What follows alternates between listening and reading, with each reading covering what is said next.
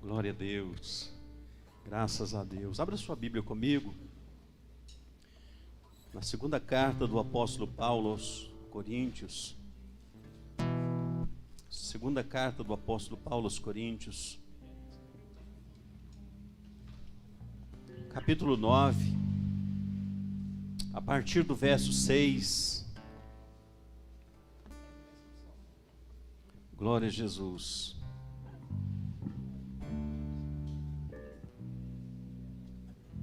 Graças a Deus. Segunda carta do apóstolo Paulo aos Coríntios, capítulo 9, a partir do verso 6. Paulo diz assim: é isto afirmo, aquele que semeia pouco, pouco também ceifará. E o que semeia com fartura, com abundância também ceifará. Cada um contribua segundo tiver proposto no coração, não com tristeza ou por necessidade, porque Deus ama a quem dá com alegria. Queria fazer uma pequena observação. Quando o texto diz assim: aquele que semeia pouco, pouco também ceifará, e o que semeia muito, com abundância ceifará, para não deixar dúvidas aqui, o Senhor não está falando aqui de montante. Muitas das vezes nós imaginamos que temos, mas tudo é proporcional àquilo que nós temos, aquilo que o Senhor colocou diante de nós.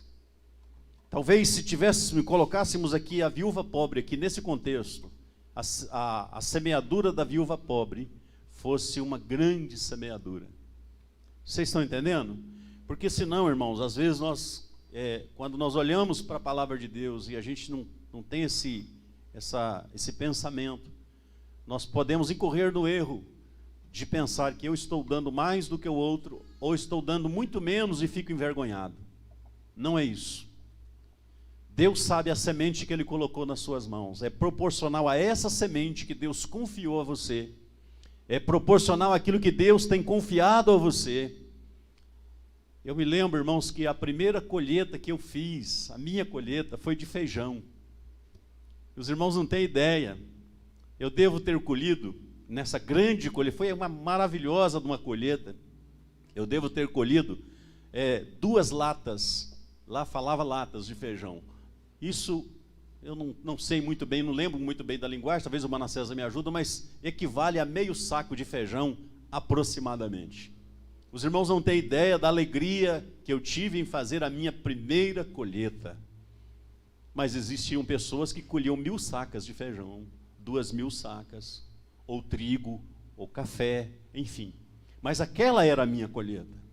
Deus, Ele confiou uma semente a você. Deus confiou algo na sua administração. Por isso que o versículo subsequente, olha só, irmãos, o verso 7 diz assim: cada um contribua segundo tiver proposto no coração, não com tristeza ou por necessidade. Uma outra coisa aqui, queridos, tem gente que tenta fazer barganha com Deus. Deixa eu te falar, meu irmão, nós temos ensinado isso aqui desde o nascedouro dessa igreja. Nós não fazemos barganha com o Senhor. Por aqui passou uma pessoa que se tornou membro dessa igreja, hoje ele não está aqui. E um dia ele ouviu uma palavra em algum lugar, e ele fez uma loucura. Ele pegou e tirou um dinheiro que ele tinha na poupança, e fez uma oferta, e aí no outro dia ele foi bem cedinho no banco para ver um outro dinheiro que ele tinha. Porque a promessa que ele recebeu é que ele teria tudo em dobro. E ele foi com o olho gordo lá para ver se aquela outra, que era muito maior, tinha dobrado. Ela estava do mesmo tamanho. E ele ficou muito chateado com isso. Eu disse: você está chateado, você está nessa situação, porque você entendeu errado e te ensinaram errado. Deus não barganha nada conosco, irmãos.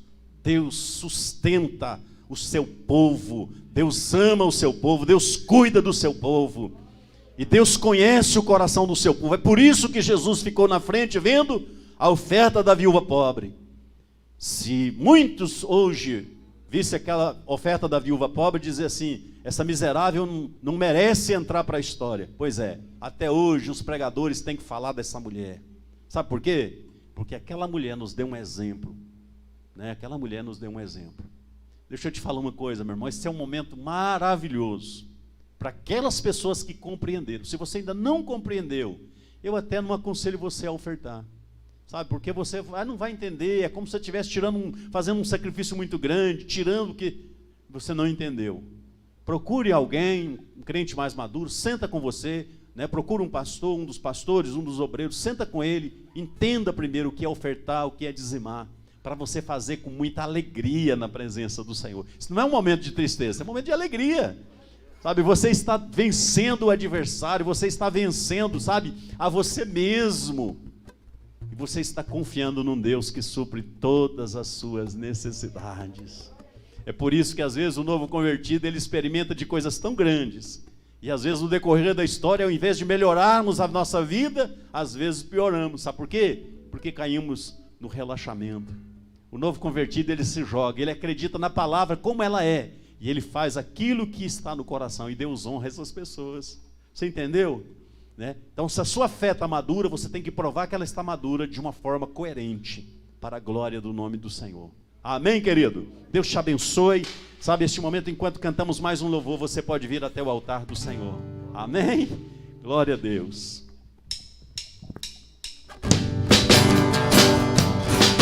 Teu sangue garante a vitória, Jesus. Garante a vitória. Teu sangue garante a vitória, Jesus. Garante a vitória. Teu sangue garante a vitória, Jesus. Garante a vitória. Teu sangue garante a vitória, Jesus. Garante a vitória. Eu fui comprado por um preço muito grande. Esse preço foi o sangue derramado lá na cruz. Eu fui comprado por um preço muito grande. Esse preço foi o sangue derramado lá na cruz. Garante a vitória, Jesus. Garante a vitória. Teu sangue garante a vitória, garante a vitória. Eu fui comprado por um preço muito grande. Esse preço foi o sangue derramado lá na cruz. Eu fui comprado por um preço muito grande. Esse preço foi o sangue derramado lá na cruz. Garante a vitória, Jesus. Garante a vitória. Teu sangue garante a vitória, Jesus. Garante a vitória.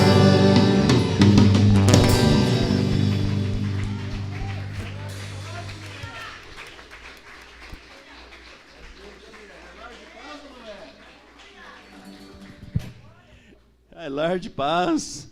O pessoal do Lar de Paz aí se identificou rindo, né? Glória a Deus. Irmãos, estou muito feliz, né? O Paulo está aqui depois de tanto tempo, né?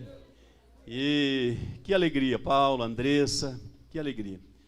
Me propus a ajudar a carregar o Paulo lá de baixo, irmãos. Ele só olhou para mim, subiu a escada quase que correndo. Glória a Deus. Vamos aplaudir Jesus, irmãos. Glória a Deus. Glória a Deus. Glória a Jesus. Glória a Deus. O Paulo vai dar o testemunho dele, né, Paulo? Tá preparando, vai dar o testemunho. Vai ser uma noite especial do testemunho do nosso irmão. Maravilhoso. O que Deus fez na vida do Paulo, está fazendo e vai fazer, é coisa muito grande. E nós adoramos a Deus por isso. Amém? Vamos receber a palavra de Deus nesse instante. Abra o seu coração, se prepare, né, para receber a palavra do Senhor. Quero convidar o pastor William aqui para frente. O pastor William vai estar trazendo, compartilhando a palavra. Irmãos, nós temos insistido aqui num ponto, e eu vou voltar a bater na mesma tecla. Sabe, Deus tem nos honrado com muitas palavras maravilhosas. já não é de agora, que Deus tem falado, Deus tem usado pessoas aqui. Pastores, não pastores. Mas eu tenho insistido, não adianta você ouvir uma grande mensagem. Você tem que ouvir com os ouvidos abertos e disposto a praticar. Disposto a viver, sabe, uma vida com Cristo, de verdade. Você pode ouvir o maior pregador do mundo. Se você não se colocar diante de Deus, sua vida vai continuar a mesma. Então nós temos falado isso. Deixe o Espírito Santo trabalhar na sua vida. Ajude o pregador, aqueles que estão não são, ajude o pregador, sabe, prestando atenção, vivendo aquele momento da palavra. Amém? Levante a sua mão. Pai querido, em nome de Jesus. Então o teu servo, Pai, que vai trazer a tua palavra nesse momento. Que ele tenha graça nos lábios, nos gestos. Dê ao teu filho ligeireza de raciocínio. Dê ao teu servo, Pai, condição, Deus, de transmitir a palavra como recebera do Senhor. No nome de Jesus. Amém e amém. Deus abençoe o povo de Deus.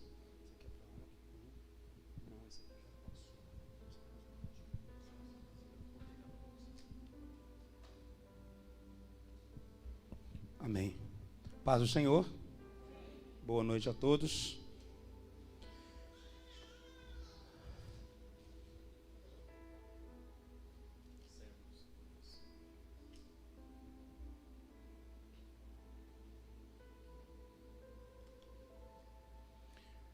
O pastor me passa um pedido de oração aqui. Não sei quem que é que está pedindo, mas oração em favor da Priscila, para que o Senhor faça um milagre. Situação de?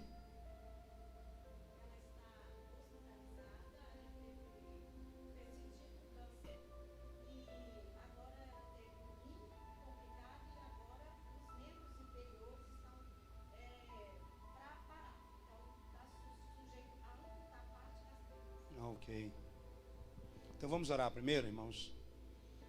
Vamos pedir ao Senhor que faça um milagre. Eu não sei qual que é a estrutura dela, mas eu sei que Deus é um Deus que faz aquilo que a noiva dele pede. A Bíblia diz que onde estiver 2 ou 3 reunidos no nome do Senhor, Ele ali está. E tudo aquilo que nós orarmos ao Senhor pedindo com fé, assim acontecerá. Então vamos orar, pedir a Deus que abençoe a Priscila lá onde ela está agora, e faça com que ela possa gozar de um tempo de paz e de restauração em nome de Jesus. Espírito Santo de Deus, a sua igreja está reunida aqui agora, Senhor, e nós precisamos do favor do Senhor. Deus, se isso coubesse a nós fazer, nós faríamos. Aquilo que eu posso fazer, Senhor amado, eu tenho me esforçado em fazer. Aquilo que cabe às minhas mãos executar, nós temos tentado executar. Mas quando trazemos ao altar do Senhor, Deus, é porque somente o Senhor pode fazer. E quem traz em intercessão, Deus, é porque acredita. A tua palavra diz, Senhor, que certa vez 4 amigos se juntaram e carregaram um outro amigo que estava em uma situação, Senhor, em que ele não podia se mover. E o Senhor disse que, vendo a fé daqueles amigos, o Senhor curou a pessoa que precisava. Senhor, talvez essa moça que está sendo pedida aqui, ela nem tenha fé. Talvez ela está totalmente debilitada, até mesmo nas suas condições emocionais. Ela não consegue acreditar, talvez. Mas alguém está citando o nome dela, alguém está trazendo ao altar do Senhor, alguém está crendo que pode acontecer alguma coisa. E juntamente a essa pessoa, Senhor, nós nos unimos e nós clamamos o nome do Senhor e lhe pedimos: Deus, faça um milagre por ela. Deus, faça acontecer algo que venha glorificar o teu nome, que venha exaltar o teu nome, para que todos possam ver e ouvir que o Senhor é o Deus que continua ouvindo o som da tua noiva. O Senhor é o Deus que continua ouvindo o clamor da tua igreja e agindo em favor dela. O Senhor é o nosso general e por isso nós lhe pedimos: Deus, faça acontecer um milagre e glorifica o teu nome, em o nome de Jesus. Amém? Tudo aquilo que ligarmos aqui crendo será ligado no céu, diz a palavra. Então eu creio. Abra sua palavra comigo no livro de Mateus.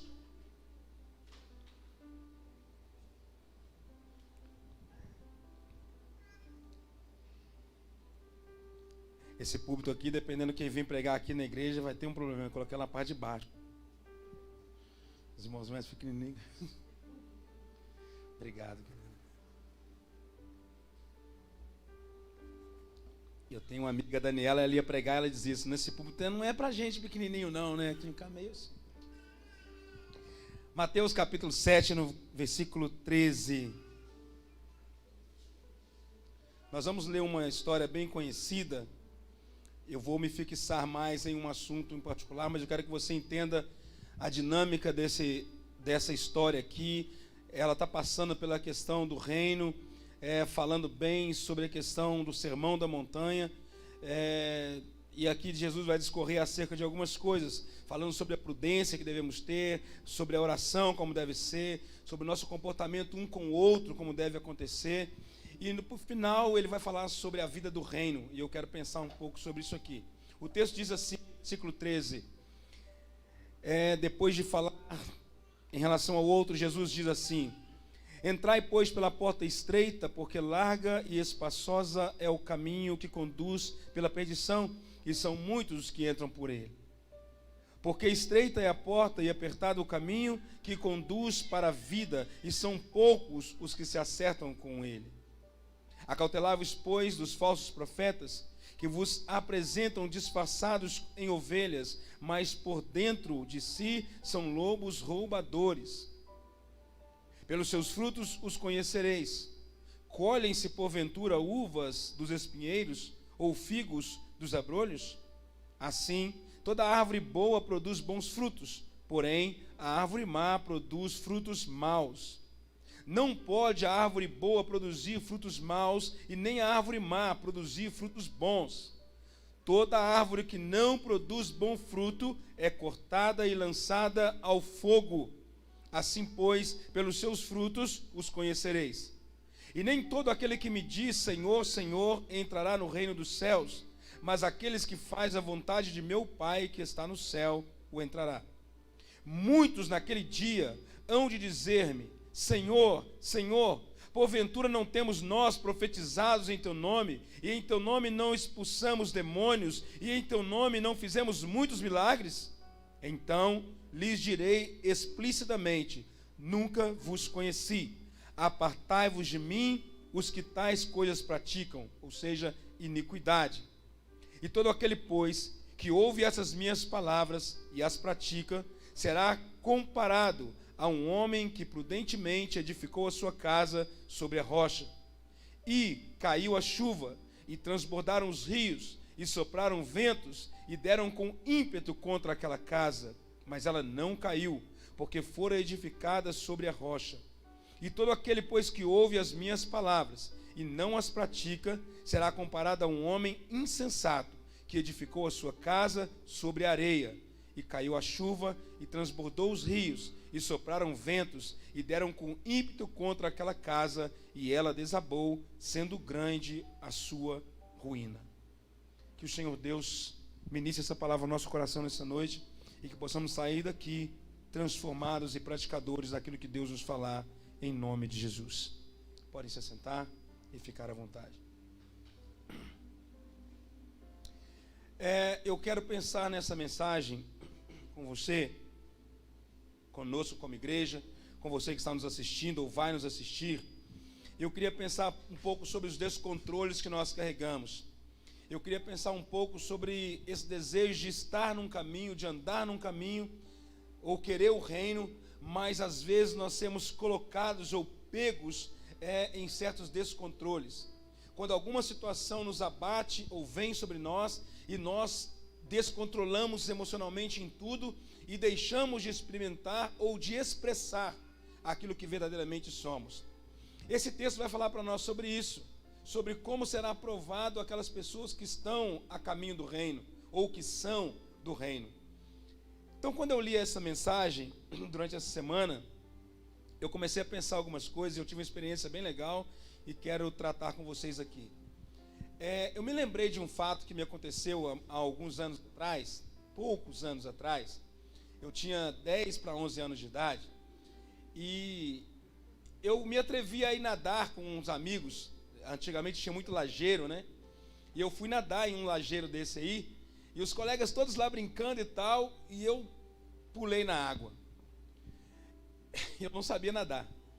Então, assim, né? Você já sabe o que acontece naturalmente, né? E foi um desespero tal, e eu não tenho noção de nada. Eu só me lembro que eu saí nas costas de um amigo, e desses que eu tinha ido com eles. Me tirou daquela água, me colocou na beira da pedra, e a única coisa que tinha no meu coração era medo depois. Medo. Tá, muitos anos passaram, esses que agora estamos vivenciando, e eu estava cumprindo uma missão no início dessa semana, aliás, no final de semana, desculpem, sexta-feira, e depois de acabar tudo que a gente tinha feito, e essa mensagem pipocando na minha cabeça, eu encontrei com um tenente do bombeiro, e eu fiz uma pergunta para ele. Falei, olha aqui, deixa eu te perguntar uma coisa. O que faz uma pessoa se afogar? É o fato de ela não saber nadar, ou é porque ela se descontrola diante de uma situação de afogamento? Ele ficou meio assim e falou, cara, boa pergunta, a gente nunca pensou sobre isso, não tem estudos sobre isso, mas a gente pode pensar aqui, vamos conversar. E aí conversou um tanto de coisa comigo, e no final de tudo ele disse assim, rapaz, verdadeiramente, se uma pessoa não souber nadar, mas ela tiver controle das emoções na água, ela consegue sobreviver. Porque qual que é o grande problema de quem está se afogando? Vai se debatendo um tanto, tentando ficar sobre as águas, e cansa. E ao momento que se cansa, não percebe que agora se está em cima ou embaixo da água. E uma vez que ela não percebe, ela respira, do mesmo jeito quando está desesperada em cima, ela respira também embaixo da água. É onde acontece o afogamento. Ou seja, se essa pessoa tiver o controle, mesmo não sabendo nadar, balançar devagar o corpo, ela fica sobre as águas. Se for água corrente, a água leva ela até um certo lugar. Se for água parada, ela consegue em movimentos pequenos ir até uma beirada e ali se socorrer. Legal, né? Mas, a questão é, quem consegue criar o controle diante dessa situação? Porque tudo que a gente quer é não morrer, né? E na ideia de não morrer, você se desespera.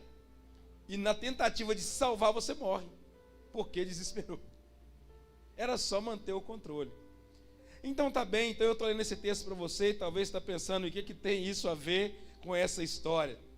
Tem a ver justamente tudo isso que a gente está vivenciando aqui, e eu quero conversar com você, assim como Jesus estava conversando com os discípulos e falando para eles acerca de cada uma dessas coisas. Jesus conversou com os discípulos sobre oração. Não tem hora que você ora e parece que você está falando com Deus, conversando com Deus, abrindo o céu, mas nada acontece, e aí dá um desespero, você fala, não vou orar mais, porque eu estou orando e nada acontece. Eu estou falando com Deus e não tenho resposta. Aí você descontrola e para de ouvir a voz de Deus. Deus parou de falar? Não. Deus continua falando sempre. Então por que eu paro de ouvir a voz dele? Porque eu perdi o controle de minhas emoções internas e eu perdi a voz de Deus no meio de tanta coisa acontecendo, e eu vou dizer, Deus não fala mais. E aí Deus estava falando sobre relacionamentos, Jesus ensinando. E aí tem hora que você não fala assim, sinceramente, para mim agora não dá mais, eu vou andar sozinho. Porque todo mundo que eu ando pisa na bola. Todo mundo que eu ando faz uma picaretagem. Todo mundo que eu ando, alguma coisa acontece. Então eu não quero mais andar com ninguém. Espera aí, as pessoas pararam todas de serem o que você quer? Não. Nos nossos descontroles por uma situação, eu paro de acreditar que eu devo ou posso acreditar em alguém. Então Jesus está conversando com eles aqui, igual a gente está conversando agora, mostrando para eles que isso tudo acontece e o resultado vai ser muito ligado a como eu e você estamos nos comportando diante a situação acontecida. Tá, e é sobre o reino? E o que vai acontecer sobre o reino? Como que eu vou me comportar sobre o reino? Aí Jesus começa a conversar com eles e vai deixar para eles alguns sinais interessantes, ou alguns avisos importantes sobre comportamentos do reino.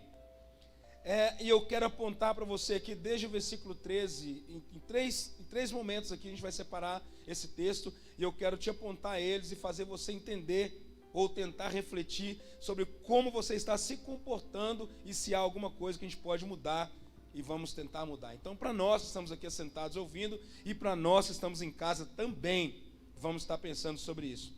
Então, o primeiro conselho de Jesus, ou o primeiro aviso deixado de Jesus, e não sei se é um aviso tranquilo ou se é imperativo, eu acho que é imperativo, mas você tome como quiser. Ele diz assim: entrai pela porta estreita e passai pelo caminho apertado. Primeiro conselho de Jesus nesse desenvolver do reino: entrai pela porta estreita e passai pelo caminho apertado.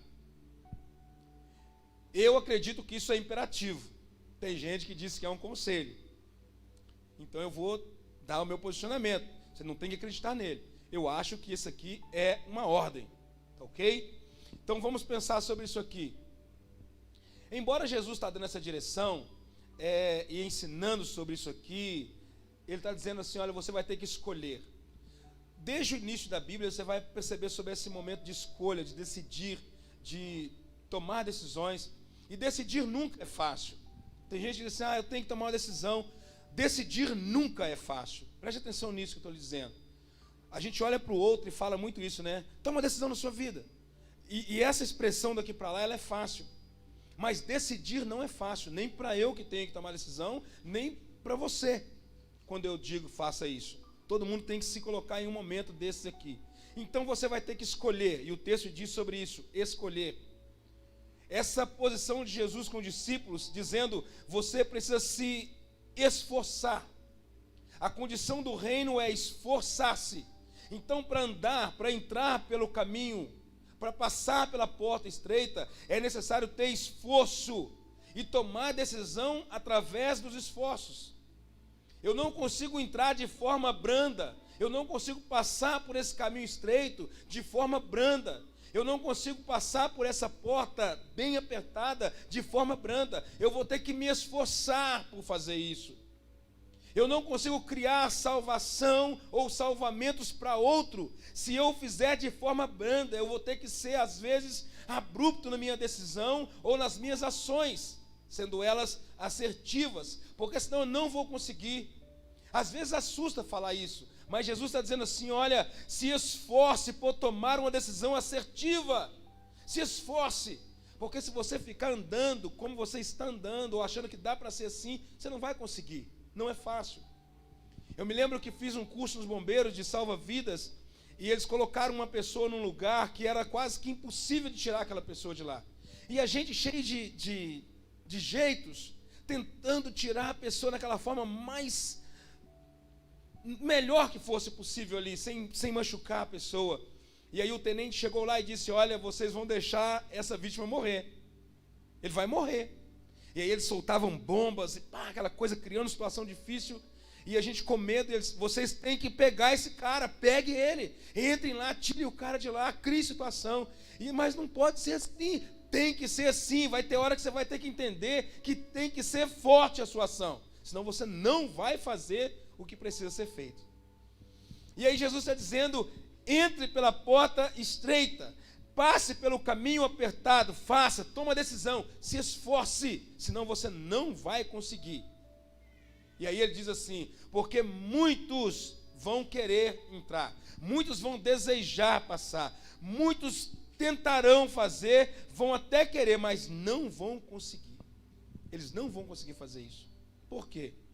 Justamente porque estão tentando da forma simples.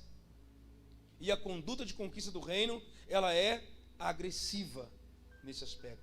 Jesus, eu me lembro que um dia eu falei aqui na igreja sobre isso, e aí eu até depois tive que explicar em particular para algumas pessoas, porque a gente olha para a cruz e a gente diz assim: Jesus fez um ato tão lindo por nós. O ato da cruz não é lindo. O ato da cruz é agressivo demais da conta. E a gente não consegue olhar dessa forma. Então Jesus está dizendo assim: olha, se você não tomar uma decisão, que essa decisão às vezes até te corte, você não vai conseguir entrar no reino.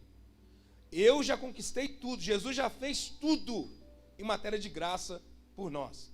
Mas a decisão de continuidade ao reino vai depender de mim e de você em relação a essa ação. E aí eu preciso me esforçar em tomar decisões assertivas todos os dias. Todos os dias você vai ter que tomar uma decisão. Todos os dias você vai ter que dar um passo. Todos os dias. E decidir não é fácil. Tem horas que eu quero não tomar a decisão que deveria tomar. Mas aí eu vou pensar sobre aquilo que é resultado.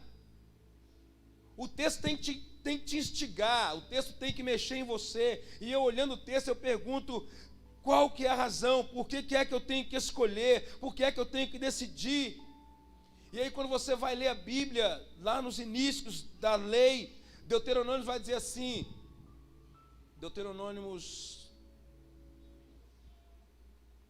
30, Deuteronômio 30, 15, 30, 15, isso mesmo, vai dizer assim, olha, veja que hoje eu te proponho 2 caminhos, bem e mal, vida e morte. E aí há um conselho, escolhe, pois, o bem, para você viver. E aí a gente fica olhando como que tantas pessoas escolhem morrer, embora há uma direção dizendo, escolhe o bem, para você viver. Mas aqui está o reforço de que escolher não é fácil. Escolher não é fácil.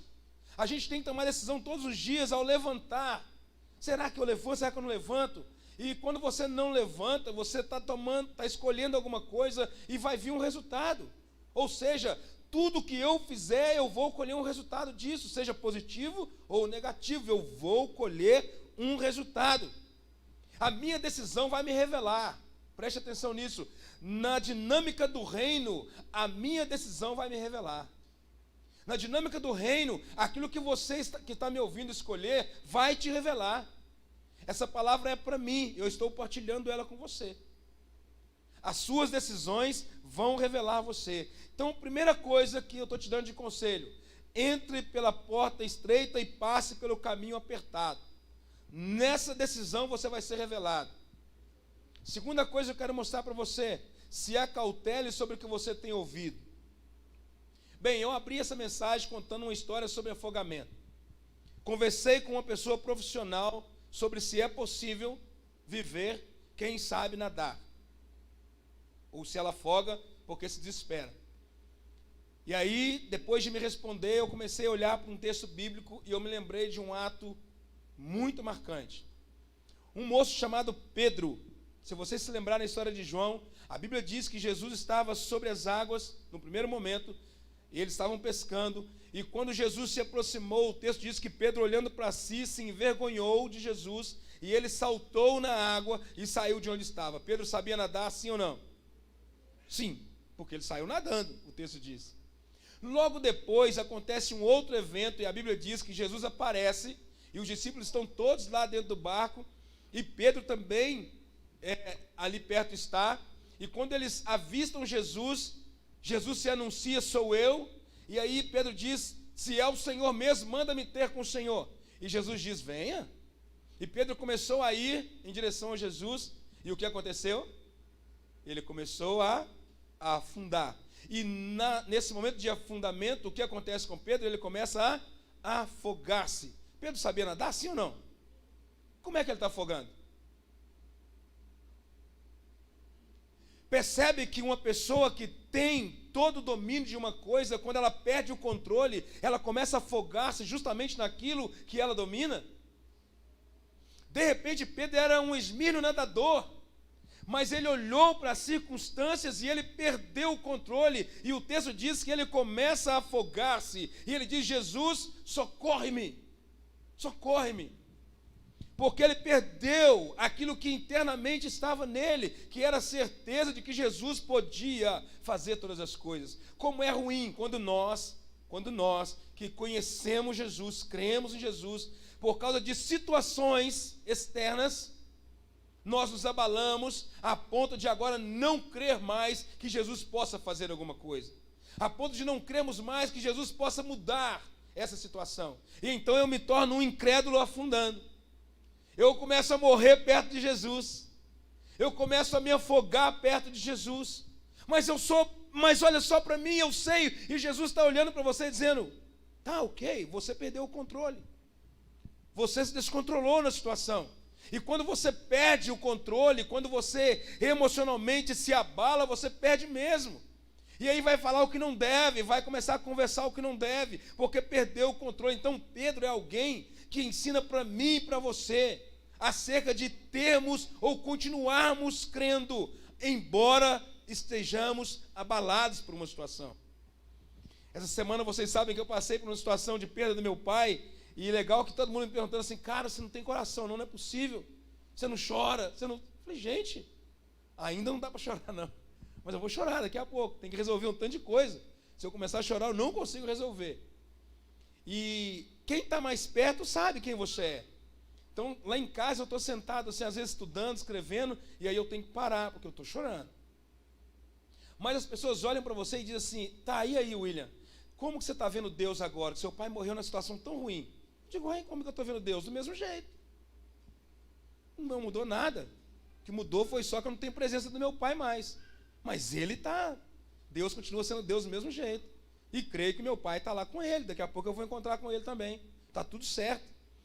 Mas aí, quando nós não temos essa habilidade, nós começamos a dizer, Deus, onde é que o Senhor estava? Onde é que o Senhor estava? E aquela coisa toda, como se nós fôssemos muito mais especial do que o próprio Deus, que olhou para o filho dele morrendo, e aí todo mundo perguntando, e aí, se você é filho dele mesmo, cadê ele? Ele diz, ele está lá, em cima, e está aqui comigo, morrendo junto, estamos juntos. Entendeu que Deus, na situação ruim, ele continua junto? Ele não sai de perto, ele está junto. Foi ele que falou para mim e para você isso. Se você passar pelas águas, eu vou estar junto com você. Se você passar pelo fogo, eu vou estar junto com você. Agora, a grande habilidade aqui está em quem está passando pela água ou pelo fogo, se consegue se controlar para dizer, Deus está comigo. Aí já não é mais Deus, é você.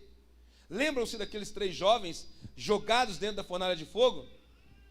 Controle total da situação. Com medo? Talvez sim. Quem não tem? Talvez sim. Mas não deixaram de praticar o que tinham que praticar. Qual era a missão deles ali? Dizer que o Deus de Israel era Deus sobre todos os deuses que ali estavam. Então alguém disse para eles, se você continuar dizendo esse Deus, vocês vão morrer. E tudo bem então. E você vai para o fogo. Tudo bem então. Até porque eu sirvo a um Deus que é o Deus do fogo. Quando você tem um controle das suas emoções sobre a situação, você vai continuar falando de Deus, ainda que você esteja morrendo. Lembra de Paulo? Em situação de morte, numa condição posto para ser cortado o pescoço, e ele está se alegrando com Deus que dá a vida. Mas como assim? Você está indo morrer? Mas ele diz, mas eu estou indo morrer aqui o corpo, mas estou indo diante daquele que é o Deus que dá a vida. Ou seja, a minha vida está escondida nele. Combati o bom combate, acabei a carreira, guardei a fé. Estou indo ao encontro daquele que me doou a vida.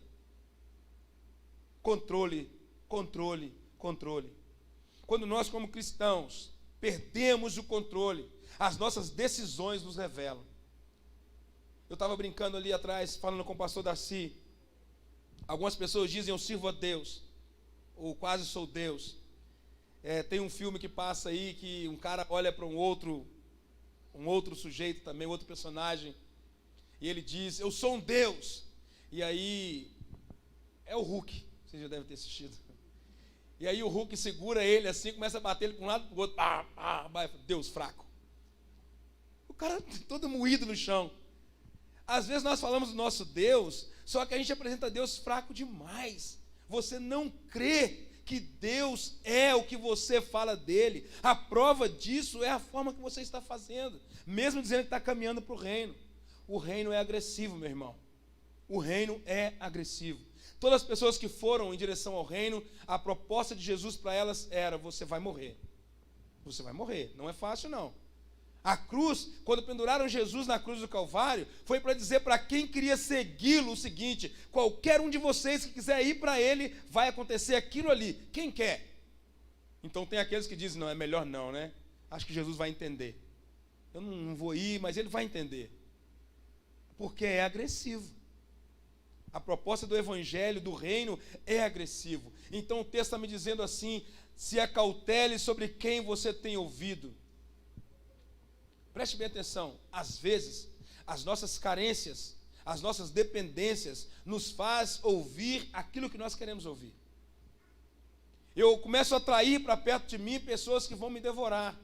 Eu começo a andar perto de pessoas que estão devorando tudo que existe em mim. E eu não dou conta disso. Eu não me dou conta de que estou perdendo, de que estou sendo colocado em uma condição de derrota. porque importa que o que eles estão falando está me alegrando de alguma forma. Pessoas que fazem com que quem vem aqui onde eu estou agora, fale somente aquilo que vai agradar, vai alegrar a você que está me ouvindo.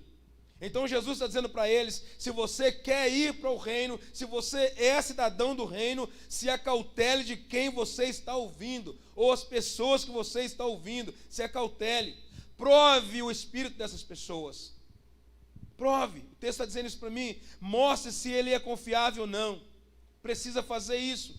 É preciso perceber se esse espírito que fala é o mesmo espírito da parte de Deus. Paulo vai dizer isso lá no 2 Coríntios, sobre isso. Prove os espíritos.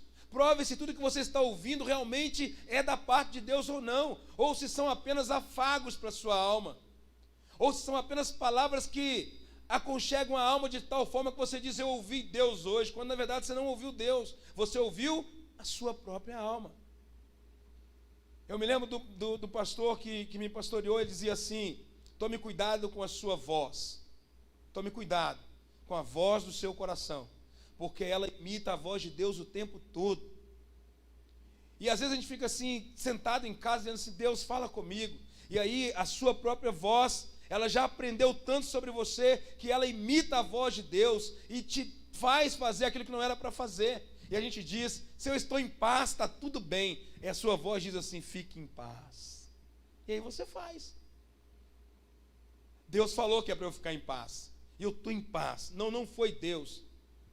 Você está tão carente, está tão inclinado a ouvir ou a ser afagado, que a sua voz imita a voz de Deus. O texto diz mais, avalie as condutas interna e externa de quem está falando para você.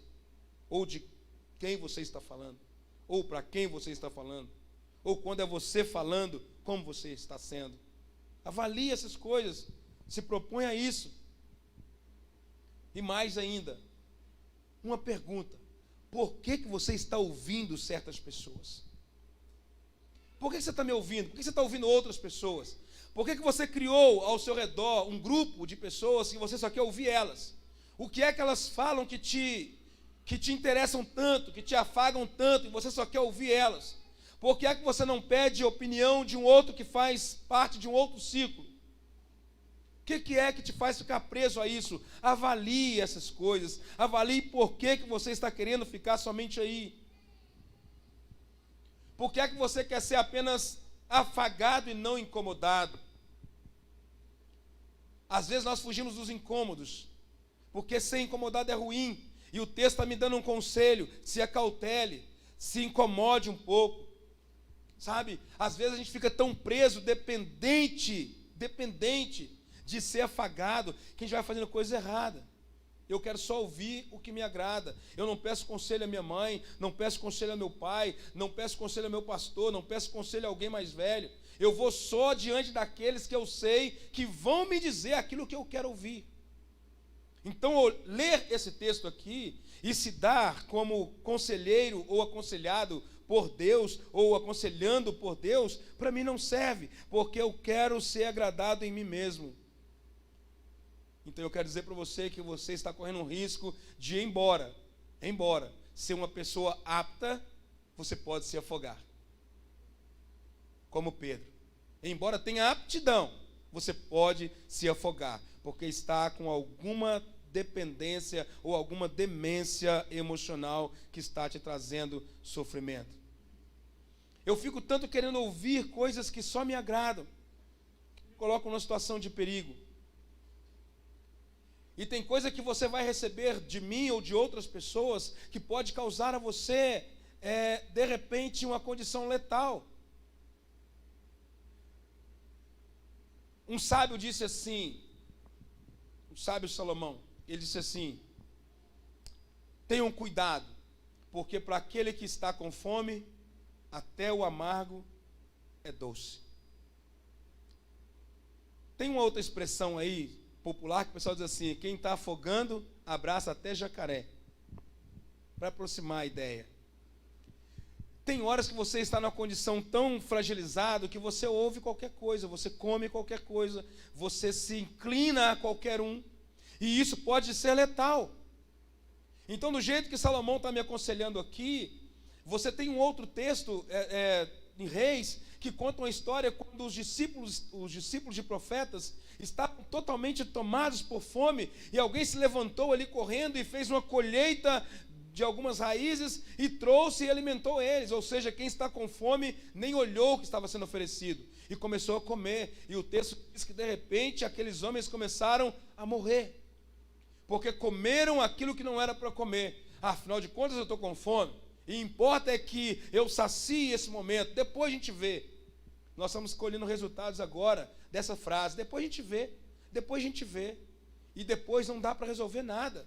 O depois, quando chega, vem trazendo consigo consequências. Quando você come algo que é envenenado, quando você come algo que está tomado de morte em si, você vai colher disso também. A morte vai chegar para você.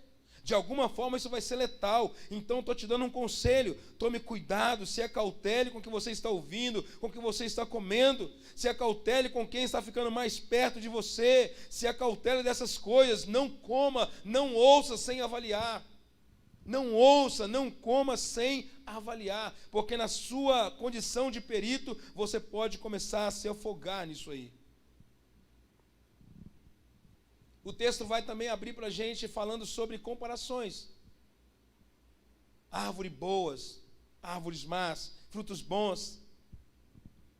E eu comecei a pensar sobre isso, que até como um fruto, nós temos uma função. O que a Bíblia está te ensinando aqui é que você como fruto tem uma função. E eu e você precisamos desenvolver essa função. E antes disso, você precisa se perguntar se você está desenvolvendo essa função ou não. Como fruto colocado ou como árvore posta aqui, você está desenvolvendo aquilo a que você foi chamado a fazer e ser? Porque o que a gente percebe na história dos frutos é que aquele fruto que não é colhido, acontece algo muito esquisito com ele. Aquele fruto que não desenvolve a sua função, vai acontecer algo muito ruim. Ele vai entrar em condição de murchar, vai entrar em condição de apodrecimento, vai cair, vai ser consumido pelos próprios vermes na terra e não vai fazer o que era para ele fazer. Então você e eu temos uma função, que é alimentar alguém, que é saciar alguém, que é estar sobre a mesa de alguém, que é levar da nossa parte sustento para alguém. Então o conselho da Bíblia dizendo para mim e para você é: você como árvore precisa ser boa árvore, você como fruto precisa ser bom fruto, para não secar, para não murchar, para não cair. Há uma orientação e eu queria te convidar a entender isso. Então, o segundo conselho da Bíblia para você: se acautele, tenha em você cautela. Por último, o texto vai nos contar a história a partir do verso 24, que diz acerca da construção. Se construa bem. Eu quero fixar bem isso aqui com você. Se construa bem, pois tempestades são inevitáveis. Quero te dar esse conselho agora. Jesus Cristo, conversando com os discípulos, ele diz assim: olha, todo homem que ouve a minha palavra e a pratica, eu vou te mostrar com quem vou compará-lo. E Jesus descreve sobre esse homem e diz que tempestades virão. E ele não fala se esse homem tiver sido prudente ou não. Ele diz que, independentemente da condição desse homem, a tempestade virá. Se você foi prudente, a tempestade vai vir. Se você não foi prudente, a tempestade vai vir. Para ambos ela virá. Mas o resultado é diferente. Então, às vezes, ouvindo esse texto aqui e diante da mensagem da história que eu te contei sobre nadar, sobre tantas coisas, eu vou dizer para você: tem gente que só decide aprender a nadar depois que já aconteceu enchentes, depois que tudo já inundou.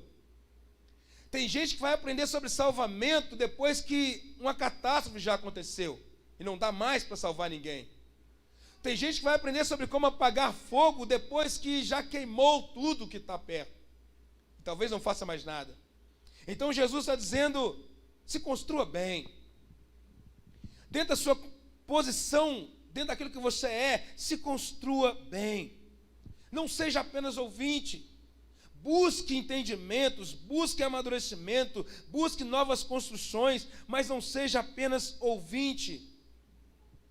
Não tenha uma mente pobre emocional. Às vezes nós somos tão empobrecidos emocionalmente que nós não queremos construir. Eu falo com pessoas, às vezes, vai estudar, e eles dizem, mas não, é muito tempo. É 4 anos, é 5 anos, é 7 anos, sei lá, vai passar.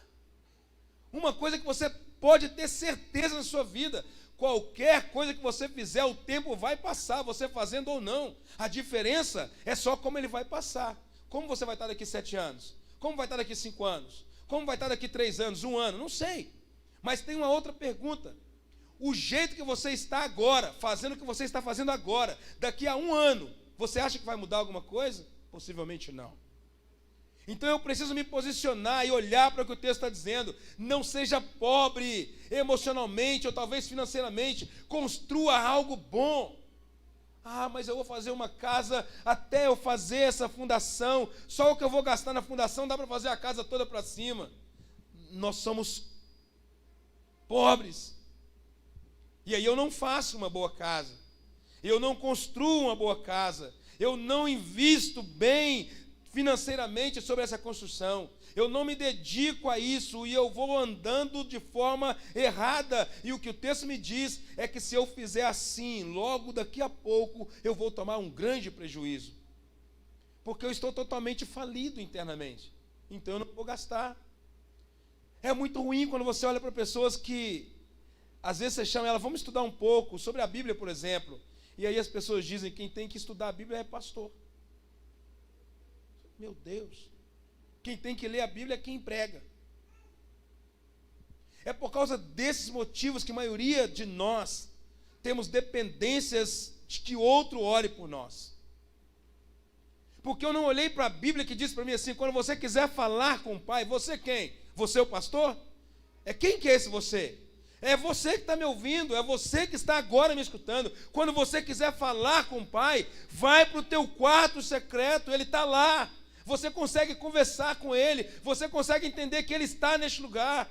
Mas aí eu vou para o quarto emocionalmente cheio de temores. Eu tenho medo de ficar sozinho, por isso eu não vou para o quarto.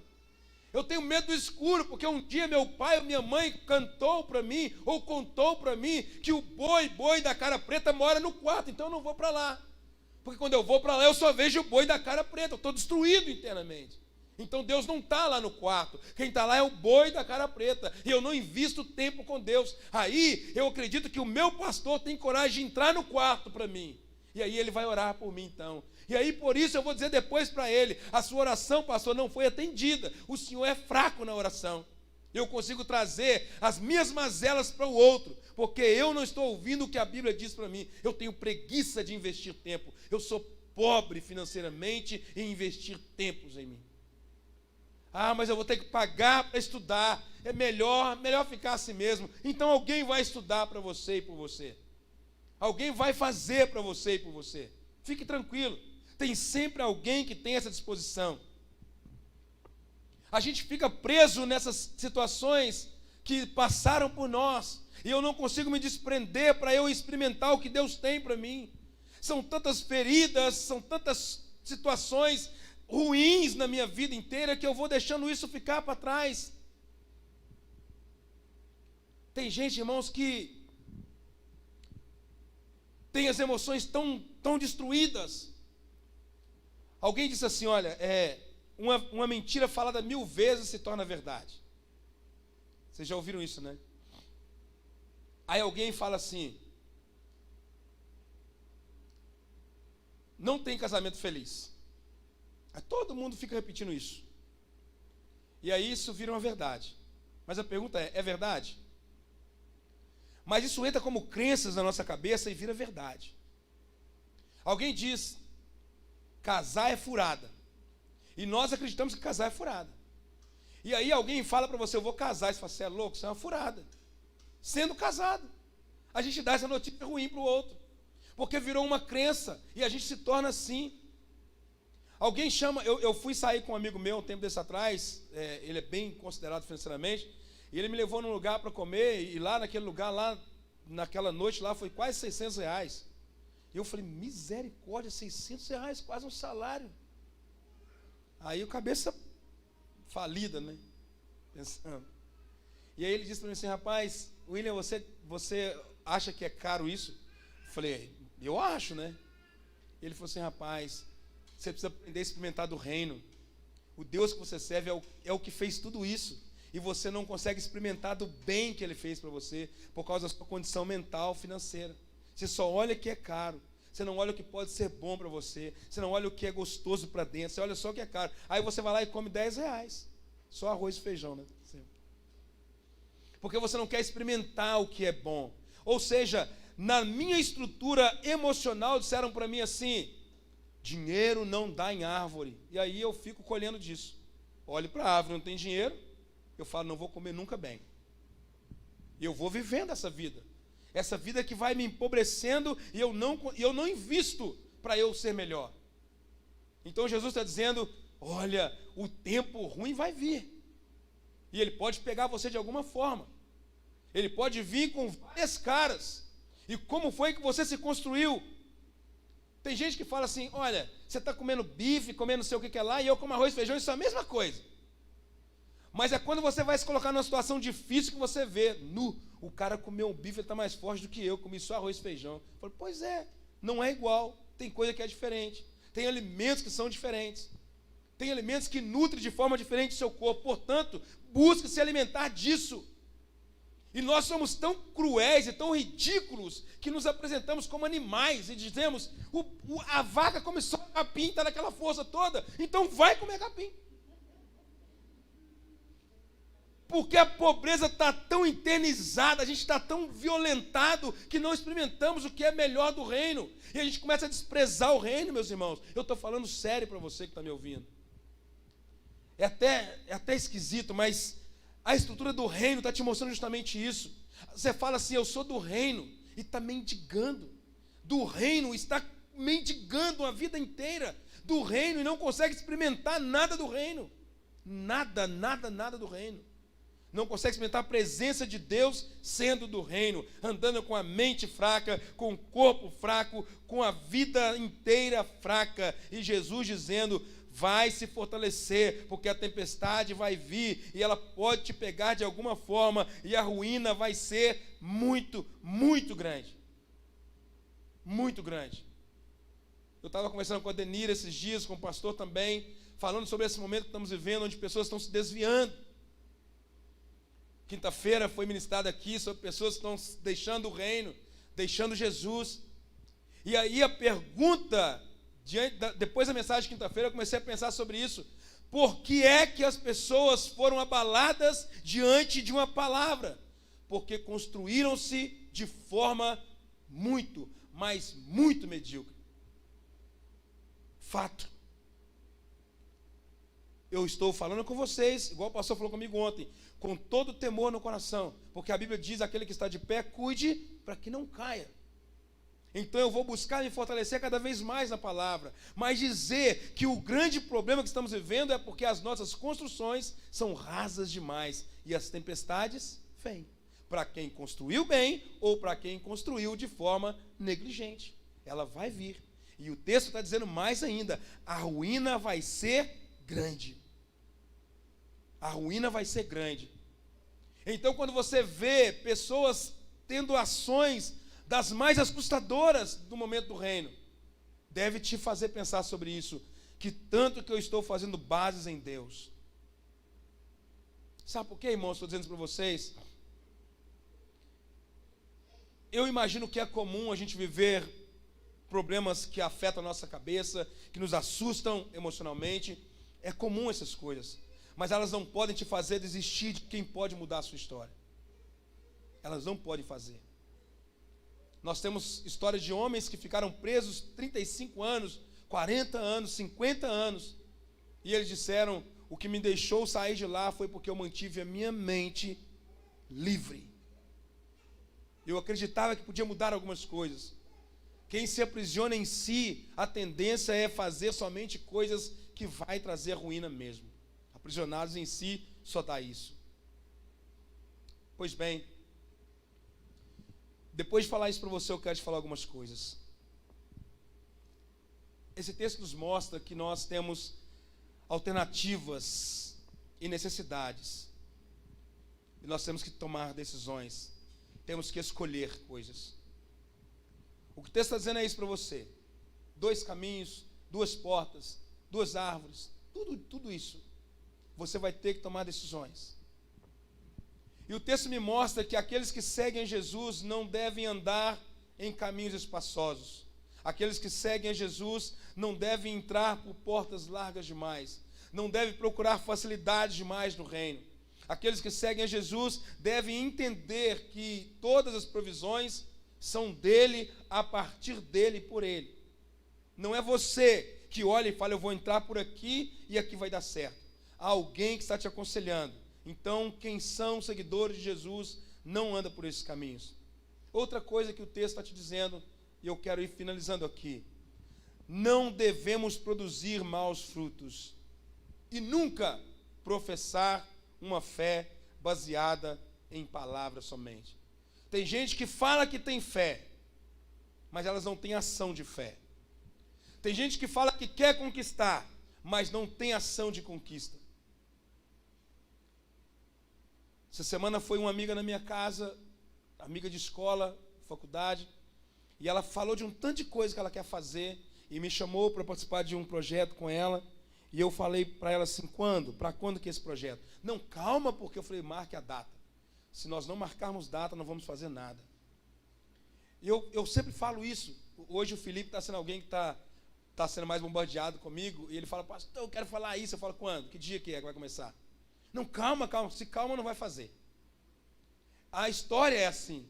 Eu me lembro que quando comecei a namorar com a Viviane, eu namorei pouco tempo, bem curto mesmo.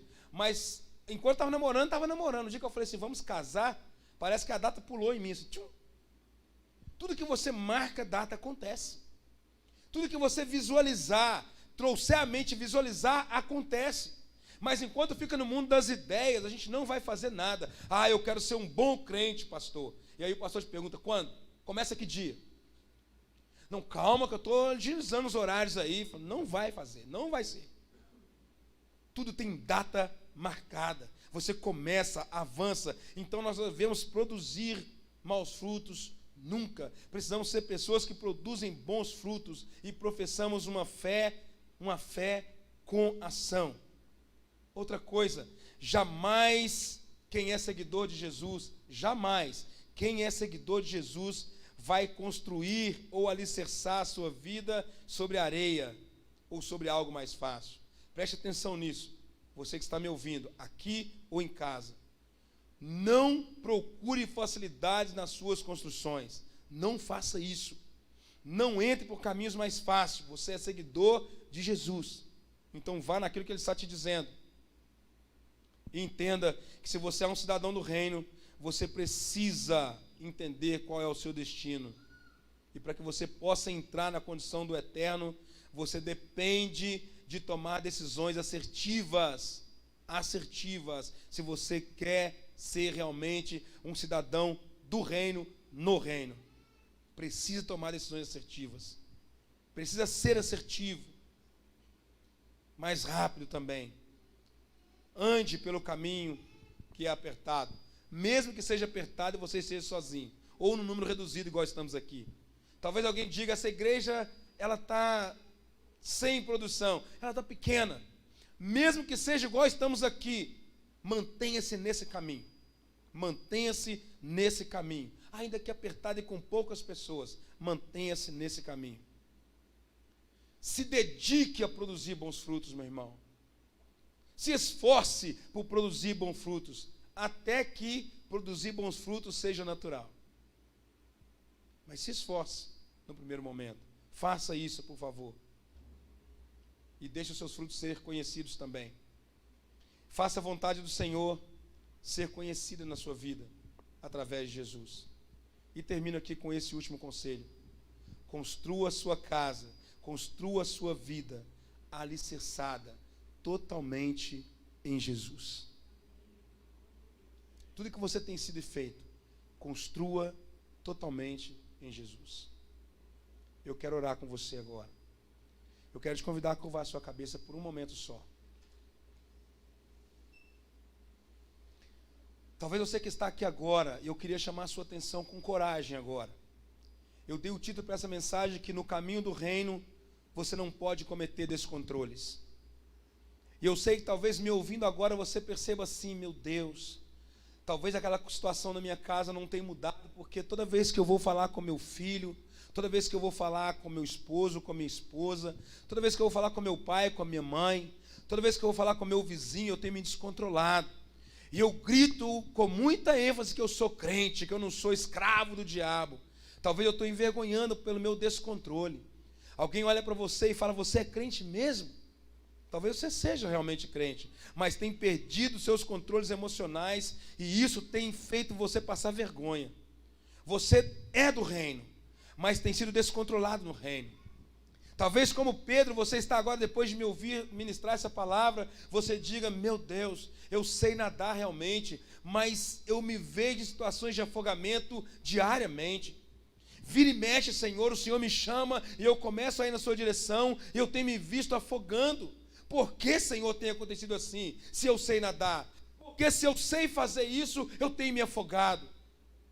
E pior, o meu descontrole às vezes é tanto que eu nem lembro que o Senhor pode me salvar. E eu vou tentando fazer em outros caminhos, eu vou entrando por outros caminhos, vou escolhendo outras companhias, e isso tem me derrubado mais e mais e mais e mais.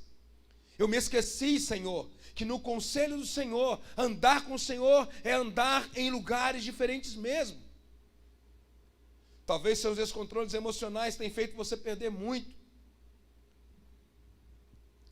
Eu quero trazer à sua memória isso que eu falei aqui nessa mensagem.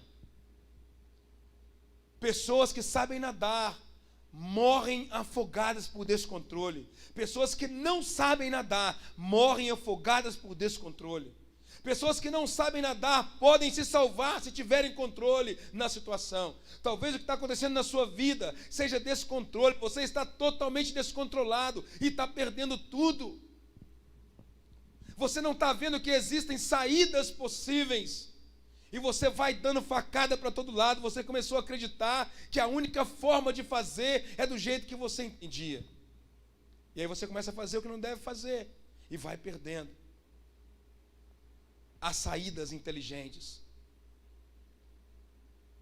Essa semana uma criança me procurou e disse, pastor, eu queria fazer uma coisa, mas eu não tenho dinheiro. E eu disse para ele, mas o seu problema é dinheiro? E ele falou, sim, claro que é o dinheiro. E eu disse, a quem você comunicou o seu sonho? Às vezes, irmãos, nós perdemos porque nós não comunicamos nossos sonhos. A gente quer fazer sozinho, só encontramos uma única solução. E porque encontro só essa solução, eu vou fazer somente isso que eu sei. E isso que eu sei, às vezes, vai dar uma grande destruição. Vai ser uma grande ruína. Então eu estou te aconselhando, estou chamando a sua atenção agora para mudar o seu comportamento emocional diante da situação. Talvez as suas emoções tenham te feito escravo ou escrava de tantas coisas que não era para ser assim. E você é cidadão do reino. Você é cidadão do reino. Mas a gente pode mudar essas estruturas e histórias. A gente pode mudar essas realidades aqui. Eu preciso só me colocar no lugar que eu devo me colocar. O lugar que eu devo estar é naquele que é a porta. Jesus disse, passem por mim, eu sou a porta. Todo crivo tem que passar por ele. O crivo é ele, passem por mim. Ele diz, eu sou o caminho, passe por esse caminho então, ainda que seja apertado e às vezes te tire uma lasca da sua carne, mas passe por ele. Sendo aprovado no reino, talvez a gente te assusta demais, mas é isso mesmo, é isso mesmo. O texto diz uma coisa que agora eu quero chamar a sua atenção. E naquele dia, muitos de vocês vão dizer, Senhor, Senhor, quantas vezes eu estive reunido naquela igreja, quantas vezes eu preguei naquela igreja, quantas vezes eu expulsei demônios naquela igreja, quantas vezes eu fiz tantas coisas. E Jesus disse, e naquele dia eu vou dizer, eu não vos conheci. Porque a sua condição emocional era tão, mas tão envolvente, e você era tão dependente dela, que você nunca percebeu que eu não estava perto de você. Portanto, aparta-te de mim, para o lugar que está reservado há muito tempo para aqueles que são filhos da perdição. Eu não sei se as suas emoções te controlam, mas se isso acontece, eu quero te convidar a orar com você. Eu quero que você se avalie agora. A Bíblia diz, portanto, examine-se, pois, o homem a si mesmo. Eu quero te convidar a fazer uma avaliação nas suas emoções. 95% das suas derrotas, das minhas derrotas, estão nisso. Deus continua o mesmo para mim e para você. Eu quero te convidar a entender isso. Ser controlado pelo Espírito Santo de Deus, como diz em Gálatas. Ser controlado, totalmente controlado. Não é não ter temor, não é não falhar um dia, não é isso. Mas é ser dependente do Espírito Santo em você. Eu quero orar com você. Se há aqui conosco alguém que queira orar comigo, eu quero te convidar a se colocar sobre os seus pés e nós vamos orar.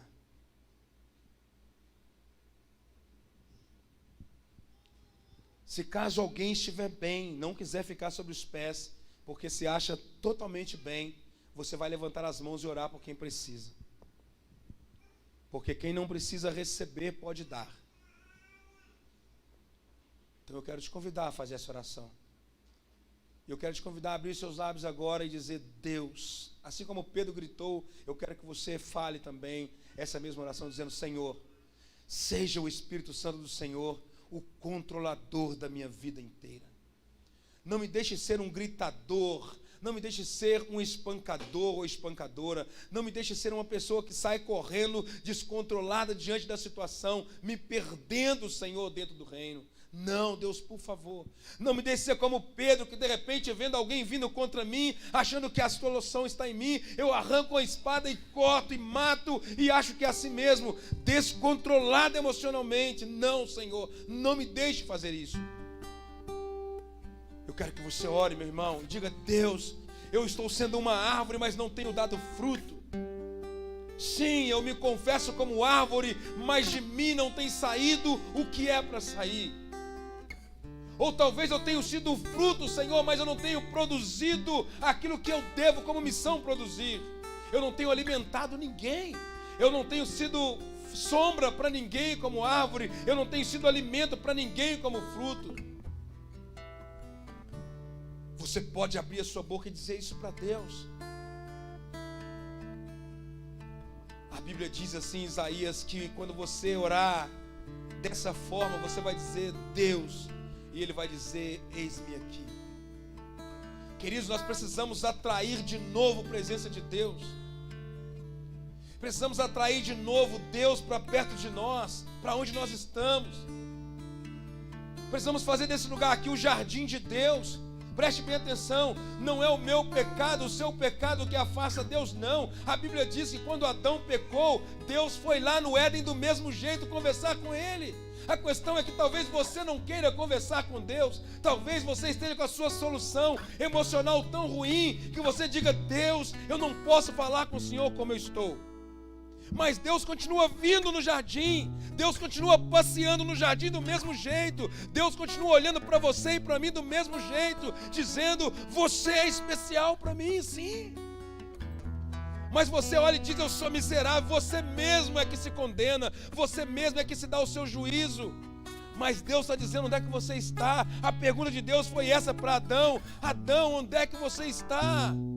Eu quero continuar o relacionamento, eu quero continuar a história com você, eu quero continuar fazendo. E o Adão está escondido atrás de uma árvore, com as emoções totalmente abaladas, dizendo: Deus, eu não mereço estar perto do Senhor, porque eu sou fraco, eu falhei. E Deus diz: eu não te perguntei isso, eu perguntei aonde você está. Eu quero continuar a relação. O jardim continua para você, a minha presença continua para você. A minha história continua para você. Afinal, tudo que eu fiz foi para você. O que Deus fez foi para nós, irmãos. Deus construiu uma história para nós. Deus deu o Filho dele para nós. Deus fez um paraíso para nós. Deus está construindo um lugar que nós não sabemos como é ainda para nós. Ele diz: eu vou preparar lugar, e quando estiver preparado eu vou voltar, buscar você, para você morar onde eu estou. Preste bem atenção, a questão não é Deus, é você. É você. Então fala para Deus que você não está bem. Fala para Ele que você não está conseguindo. Fala para Ele: Deus, eu não estou dando conta de fazer. Sabe por que você não está dando conta de fazer? Porque você não sabe o que fazer. Quem não sabe o que fazer fica fazendo um tanto de coisa errada. Talvez Deus não te pediu jejum e você está jejuando. Talvez Deus não te pediu tantas coisas e você está fazendo, mas você não está sendo o que deve ser, não está sabendo o que deve saber. Mas é a sua oportunidade agora. Se Deus é importante para você, fale isso. Pedro sabia que se Jesus não salva ele, ele morreria afogado, porque ele se perdeu emocionalmente, ele se perdeu. Irmãos, quantas pessoas sofrendo, quantos jovens cristãos suicidando, jovens que eu ouvi e vi falando em línguas, dando revelações, e que eu recebi notícia na minha casa: aquela moça suicidou por causa de um rapaz. Aquele rapaz suicidou. Meu Deus! O que está acontecendo com as nossas construções? Aonde estamos fazendo nossas bases? Então eu estou te confrontando, sim, meu irmão, acerca do reino nessa noite, dizendo para você: fale alguma coisa. Fale alguma coisa. Fala para Deus alguma coisa. Fala para Deus. Atraia com naturalidade. Atraia com naturalidade. Mas fala para Deus.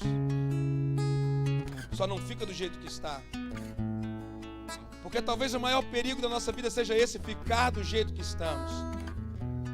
Há um texto bíblico que diz que o morno é horrível. Eu conversava com a minha esposa esses dias e ela dizia para mim que a zona de conforto é o lugar onde produz aquilo que você não quer. Então é morno. Tem gente que pensa que zona de conforto não acontece nada. Então eu descobri que acontece. Na zona de conforto acontece aquilo que você não quer. Ou seja, se você continuar não orando, você vai continuar sem presença de Deus. E tudo que você não quer não ter é não ficar sem a presença de Deus. Portanto, então ore, fale com Deus. Abre a sua boca e fale com Ele. Zona de conforto vai te matar, vai te engordar, vai te fazer se afastar de pessoas. Não estudar é zona de conforto, vai produzir o que você não quer, porque daqui a pouco está cheio de gente sabendo mais do que você, mandando em você. Não examinar as escrituras vai fazer com que pessoas venham e mintam para você acerca delas. Zona de conforto te faz escravo, meu irmão. Zona de conforto te escraviza. Então saia deste lugar e muda a sua história. Foge dos comportamentos emocionais escravistas. Foge.